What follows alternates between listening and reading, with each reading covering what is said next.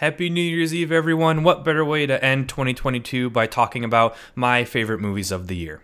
As always, just to give you a few details for context, these are just my top 10 favorite movies of the year. This is a completely subjective list. Maybe there are some movies that you thought should have been on this list or should not have been on the list. That's what the comments are for. Let's talk about them. Just to give some more context, I did watch 50 feature-length films this year. In order for a movie to qualify for this list, it had to have come out in 2022, and I had to have seen it in 2022. Before I start with my official list, I do just want to give a quick shout out to Werewolf by Night, the Marvel Studios special presentation.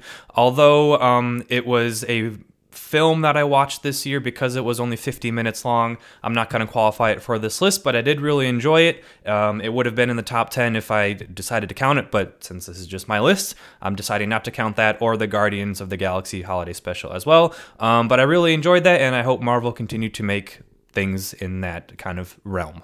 As I look at my top 10 list, there's quite a few movies on this list that I don't think a lot of people would have heard of this year, which excites me because I don't just want to talk about the big studio Hollywood releases that came out. I do want to get people to watch more independent movies or movies that maybe came direct to streaming that ended up being really good.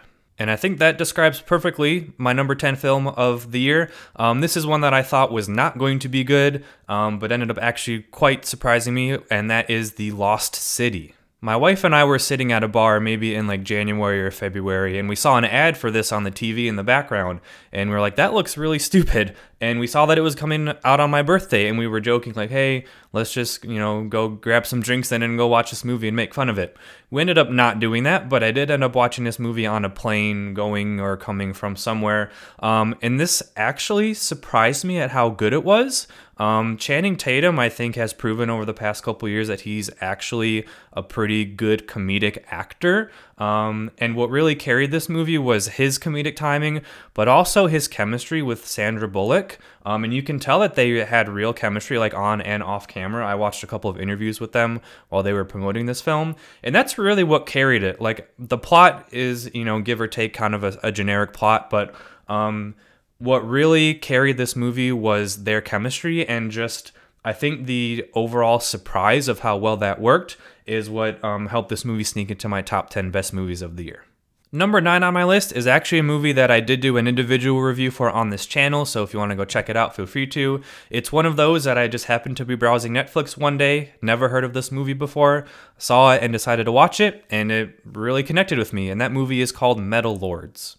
This movie is about a group of high school kids who are kind of outcast at their school, but they have a heavy metal band, and that's how they kind of bond. And as a kid who had some close friends in high school, but kind of struggled to connect with the larger social groups in general, this movie kind of connected with me. I thought there were some good payoffs at the end of this movie, and if you are really into heavy metal music, I think there will be some things that went over my head that will connect with you as well. But yeah, this movie really surprised me, but it was surprisingly touching and well done, and that's why it's on my top 10 movies of the year list. This next movie on my list is the one on this list that I have watched the most recently, so perhaps there's some recency bias in there, but I do really think this movie, if I had watched it a couple more times, would have solidified its place on this list, and that's going to be Glass Onion, a Knives Out story. What I appreciate about Rian Johnson and his Knives Out movies are that it's not obvious, what's going on. A lot of whodunit movies and, mystery or crime movies and shows, the way that it's directed and written, they oftentimes will maybe linger on a character for just an extra second too long, or they will reveal one piece of information that makes it really obvious to the audience what's going on.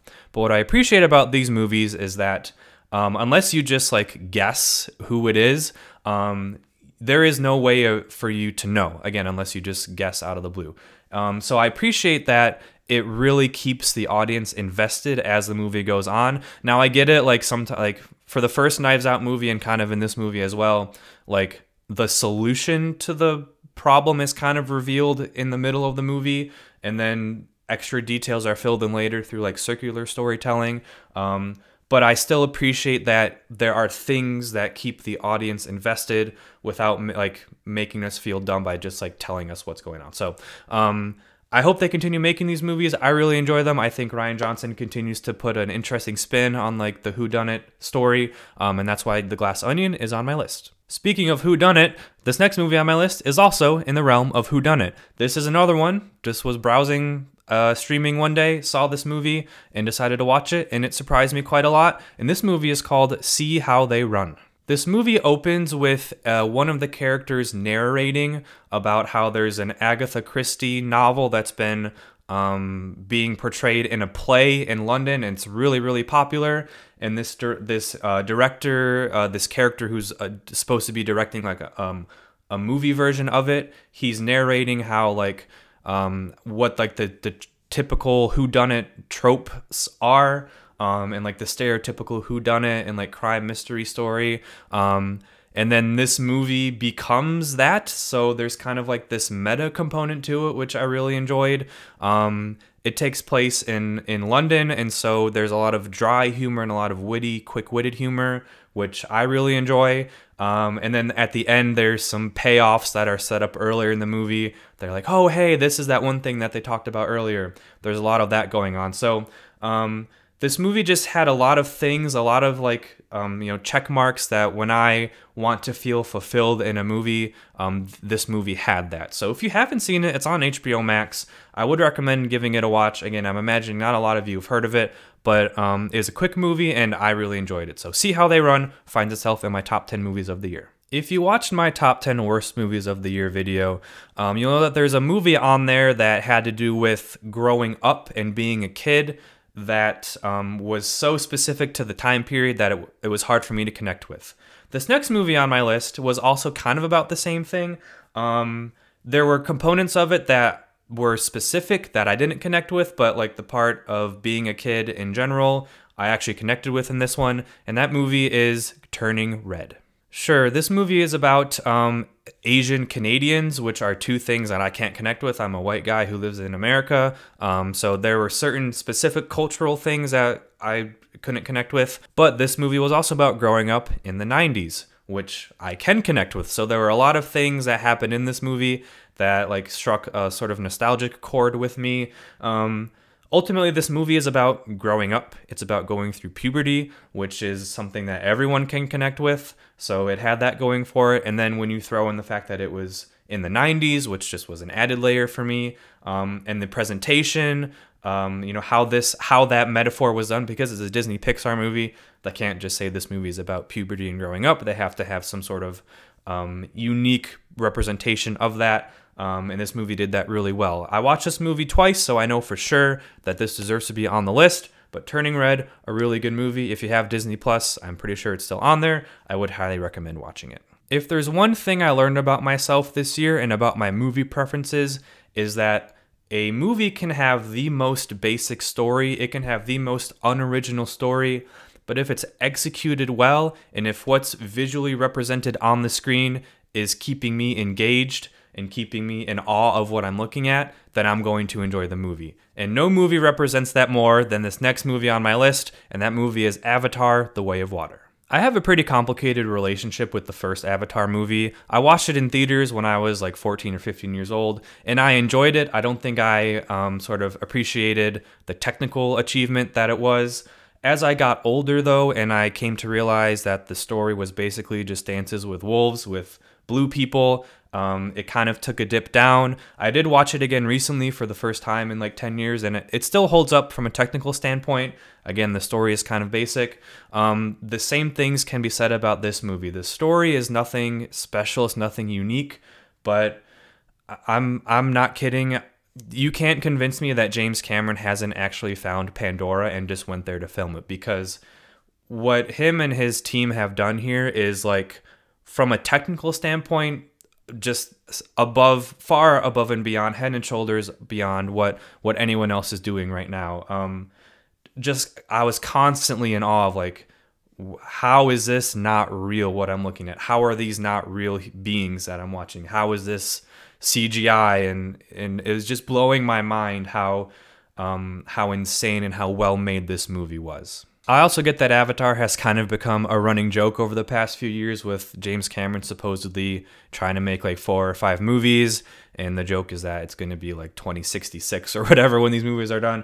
But I'll be honest, if he continues to execute at this level, then I'll pay to go watch them, because Avatar: The Way of Water was one of the best made movies of the year, which is why it's at number 5 on my list. If you've been watching this channel for a while, or if you're just looking at, in the background, or if you're looking at what I'm wearing, you'll know that I'm a huge Marvel fan. The past maybe 4 or 5 years, my favorite movie of the year has been a Marvel movie. This year, I'm just going to tell you right now, my top film is not a Marvel movie.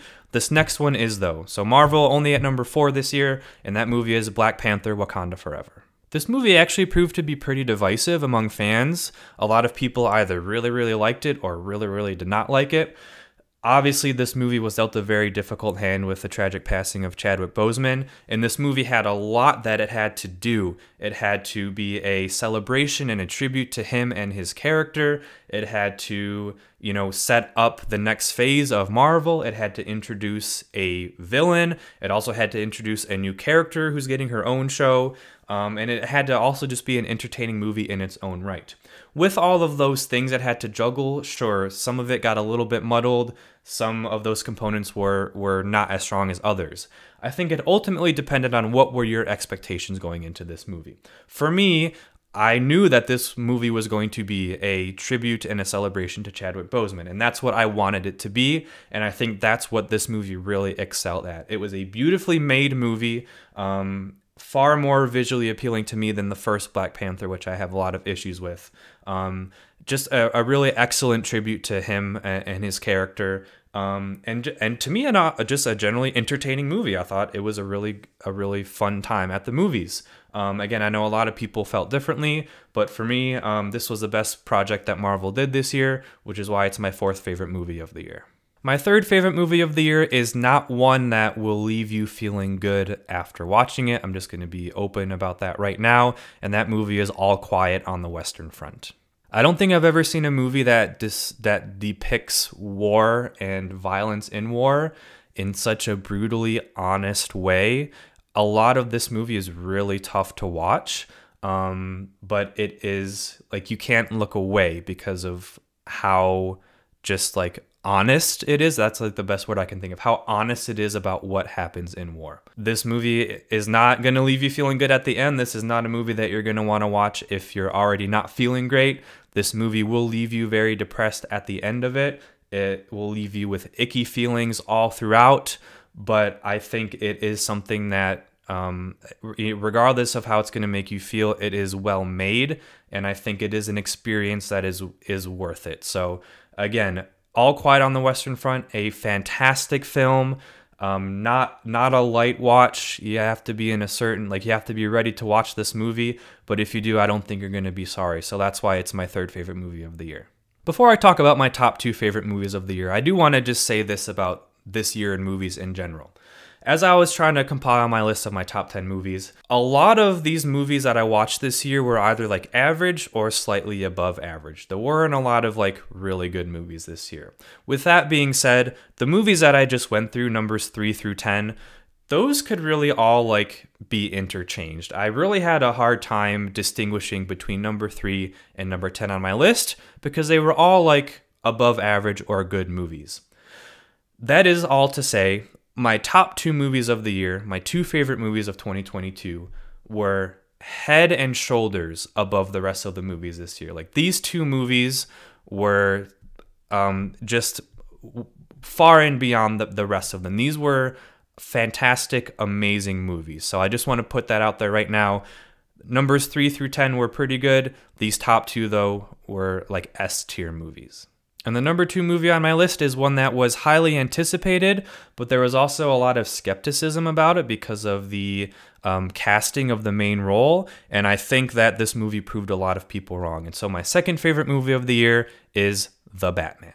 People still like to give Robert Pattinson a hard time because of the Twilight movies, but if you've watched any of his work since then, he's proven that he's a really good actor. The issues, I think, with the Twilight movies were with the writing and directing, but people were nervous when he got cast as Batman. They didn't think he would do a good job, and I like to think that he proved a lot of people wrong in this movie. Now, I get that in this movie, his Batman persona and Bruce Wayne persona are pretty much like the same thing when what most people know as Batman, like they're two very different personalities. But this movie is very clear that this is only like his second year as Batman. So I'm assuming that if they're going to continue making these movies, that at some point he'll become like what we know as Batman. But I still thought that he did a great job portraying that sort of character nonetheless. Some other things I appreciated about this movie: this was the first Batman movie that I think made Gotham feel like a character rather than a setting. The city had a lot of personality to it, so I really appreciated that. I also enjoyed how every time Batman like entered a scene in this movie, it felt like an event almost. Like there was a nice build up to it, and it was always like a really epic moment when he entered the scene, whether he was just walking slowly into frame or whether he was dropping down from a ceiling. I thought that was really well done. There's a lot going on with DC right now. I understand that they're just going to leave these movies on their own, so I'm really looking forward to seeing what they continue to do with these Batman movies. But Robert Pattinson as the Batman, he has my vote of confidence. The Batman, my second favorite movie of the year. All right, well, we made it. We're at the top of the list. My number one movie of the year.